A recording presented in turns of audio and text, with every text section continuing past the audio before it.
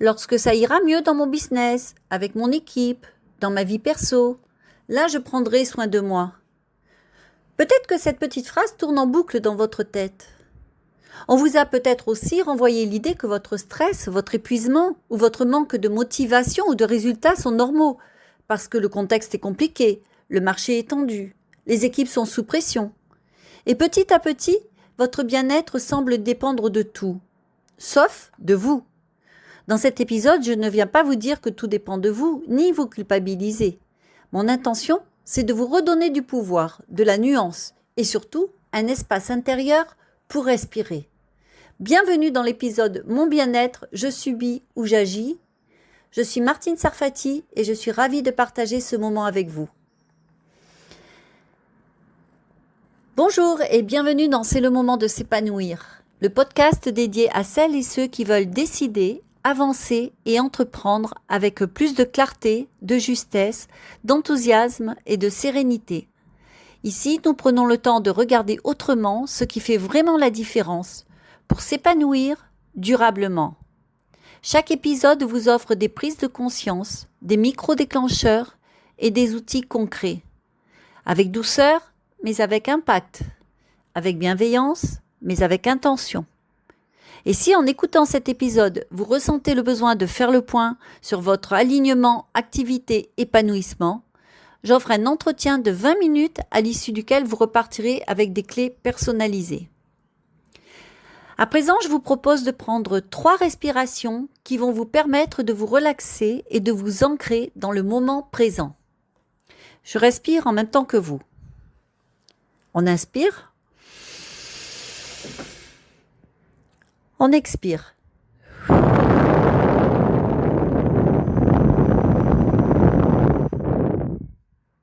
Deuxième.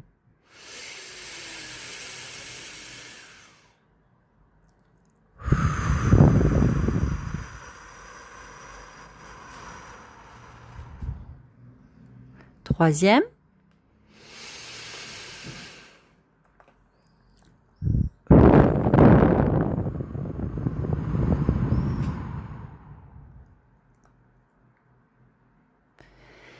Nous avons toutes et tous une manière de nous raconter ce qui nous arrive.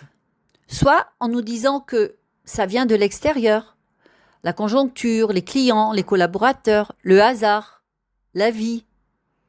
Soit en nous reconnaissant une part de pouvoir d'influence, par nos choix, nos comportements, notre façon de répondre aux situations. On pourrait dire que certaines personnes se placent plutôt dans une posture « je subis ce qui m'arrive », quand d'autres se placent plutôt dans « je ne choisis pas tout, mais j'ai une marge de manœuvre ». Ce n'est pas noir ou blanc. Vous pouvez très bien vous sentir acteur dans votre activité professionnelle et en même temps vous sentir complètement démuni lorsqu'il s'agit de votre bien-être personnel.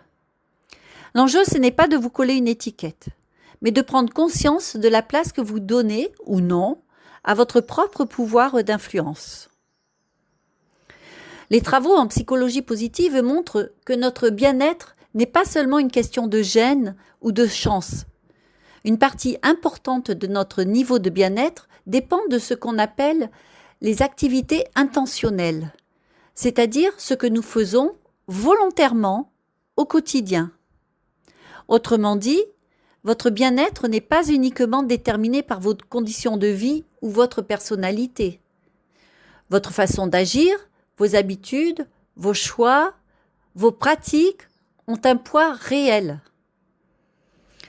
Et un point ressort très clairement, plus une personne a le sentiment de pouvoir influencer sa vie, plus elle a tendance à se sentir mieux, à s'engager dans des activités qui lui font du bien et à maintenir ses pratiques dans la durée. À l'inverse, quand vous êtes convaincu que votre bien-être dépend uniquement de l'extérieur, vous risquez de renoncer avant même d'avoir essayé, ou bien d'abandonner très vite. C'est pour cela que je vous dis, vous pensez que ça dépend de l'extérieur, et c'est justement cela qui vous bloque. Parce que cette croyance vient couper votre envie d'essayer, votre curiosité, votre capacité à tester autre chose. Alors, la nuance essentielle, c'est influence ou tout contrôler. Je tiens à faire une nuance importante. Quand je parle de reprendre votre pouvoir d'influence, je ne parle pas de tout contrôler, ni d'être responsable de tout. Il y a des éléments qui ne dépendent pas de vous, c'est certain. Un marché qui se tend, une décision politique, une crise sanitaire, les réactions d'une autre personne. J'ai connu, moi, une décision politique. À l'époque, je travaillais pour des restaurants et on avait tout misé sur le fait qu'il y avait des accords mets et vins dans le repas. Et là, la loi passe, tolérance zéro pour le taux d'alcoolémie. Et du coup, il a fallu tout revoir. Et on s'est adapté. Et ça n'a pas changé du tout le chiffre d'affaires. Par contre, ce qui peut évoluer, c'est la manière dont vous vous positionnez justement face à ces éléments. Est-ce que vous vous placez uniquement du côté de ce que vous subissez? Ou est-ce que vous cherchez, même légèrement, vos marges de manœuvre? Le but n'est pas de passer de « je n'y peux rien » à « je dois tout contrôler ». On ne peut pas tout contrôler. L'idée, c'est d'aller vers quelque chose de plus juste, plus humain. Je peux influencer mon bien-être tout en reconnaissant ce qui ne dépend pas de moi. Je voudrais relier cela à 3 piliers qui traversent tous mes accompagnements. La psychologie positive, vous le savez. La psychologie positive, elle s'intéresse à ce qui soutient votre fonctionnement optimal, votre épanouissement, et pas seulement à l'absence de problèmes. Mon deuxième pilier, c'est le kéros, ce moment juste où une action, même modeste, peut faire une vraie différence. Cette capacité à saisir l'instant opportun pour bouger quelque chose.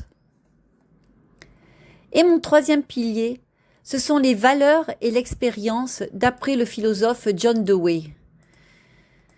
Ce que vous vivez n'est pas seulement un événement, c'est une expérience qui prend sens à partir de vos valeurs, de ce qui compte vraiment pour vous et de la manière dont vous transformez ce que vous traversez en apprentissage.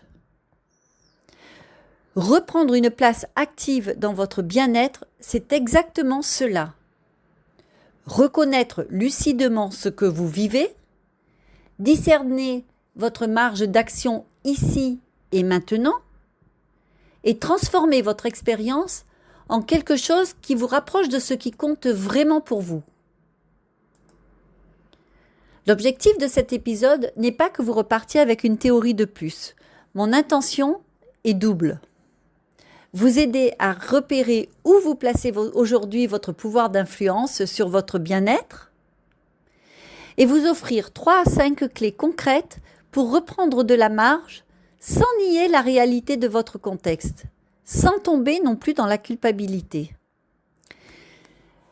Je vous propose maintenant quelques questions et quelques pistes très pratiques pour déplacer, même d'un degré, la manière dont vous vous racontez votre pouvoir d'agir sur votre bien-être. Alors voici donc 5 clés pour transformer votre rapport à votre bien-être. Première clé, distinguer ce qui ne dépend pas de vous de ce qui dépend encore de vous. Le but, c'est de remettre de la clarté.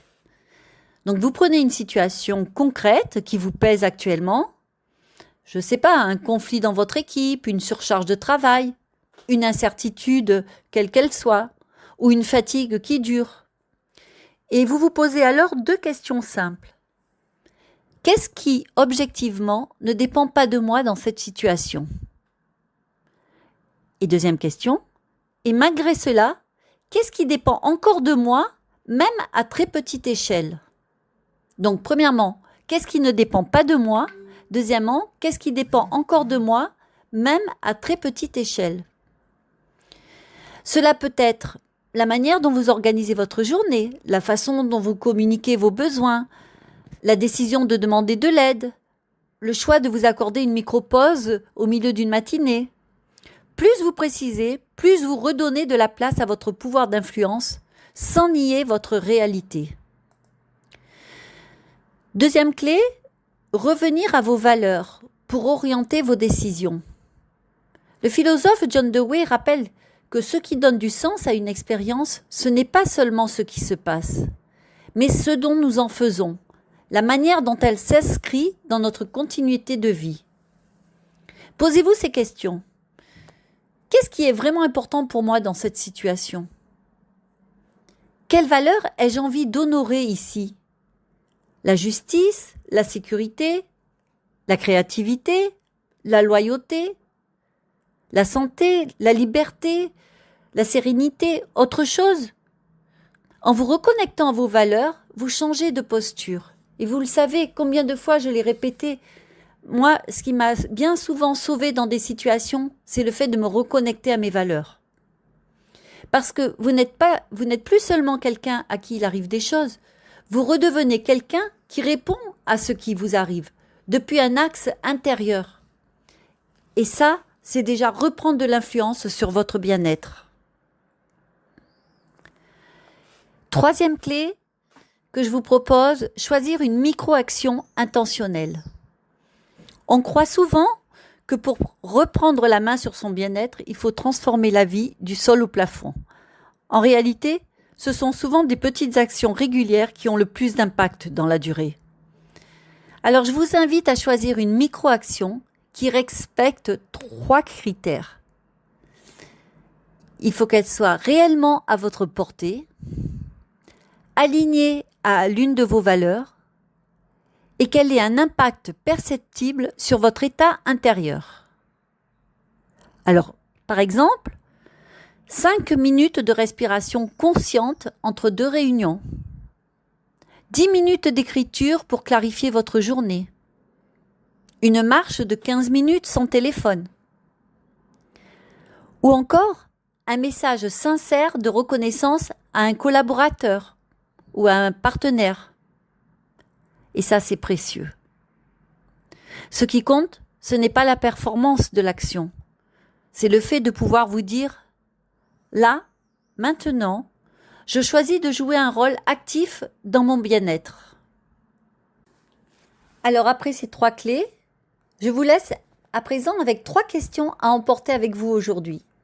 Première question, dans quel domaine de ma vie ai-je tendance à me dire « je n'y peux rien » ? Deuxième question, quelle micro-marge de manœuvre puis-je reconnaître dans ce domaine, sans nier la réalité ?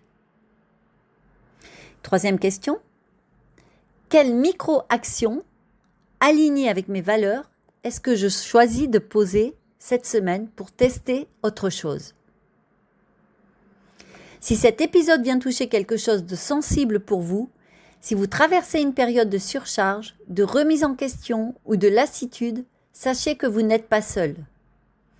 Et je propose un atelier en ligne pour vous aider à identifier votre manière actuelle de vous représenter votre pouvoir d'influence, pour clarifier vos zones de contrôle et vos marges de manœuvre, et pour expérimenter en direct des micro-ajustements qui peuvent changer votre expérience au quotidien.